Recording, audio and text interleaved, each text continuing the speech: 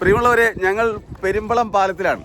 വരുന്ന 7-ാം തീയതി, മാർച്ച് 7-ാം തീയതി ഉദ്ഘാടനം ചെയ്യപ്പെടുന്ന ഈ പാലത്തിൽ നിന്നാണ് ഞങ്ങളിപ്പോൾ സംസാരിക്കുന്നത്. ഒരു ജനതയുടെ സ്വപ്ന സാക്ഷാത്കാരമാണ് പെരുമ്പളം ജനതയുടെ.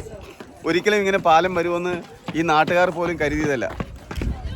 ഏകദേശം 12,000-ഓളം ജനസംഖ്യ മാത്രമുള്ളൊരു നാടാണ് ഈ പെരുമ്പളം ദ്വീപ്. ആലപ്പുഴ ജില്ലയിലെ വടക്കേ അറ്റത്ത് ഉള്ളൊരു ആലപ്പുഴ ജില്ലയുടെ ഭാഗമാണ്, ദ്വീപാണ്. പക്ഷേ ഇവിടെ ഒരു പാലം വരിക എന്ന് പറയുന്നത് ഭയങ്കര എക്സ്പെൻസീവാണ്. എങ്കിൽ പോലും ഈ സർക്കാർ ഏതാണ്ട് 100 കോടി രൂപ മുടക്കിയാണ് ഇപ്പോൾ ഈ പാലം പണിതിട്ടുള്ളത്. വരുന്ന മാർച്ച് മാസം 7-ാം തീയതി നാടിന് സമർപ്പിക്കുകയാണ്.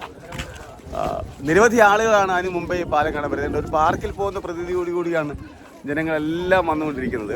നിരവധി ആളുകളാണ്. നോക്കിയാൽ ഭംഗിയിലാണ് ഈ പാലമൊക്കെ നിർമ്മിച്ചിട്ടുള്ളത്. മഴവിൽ പാലം.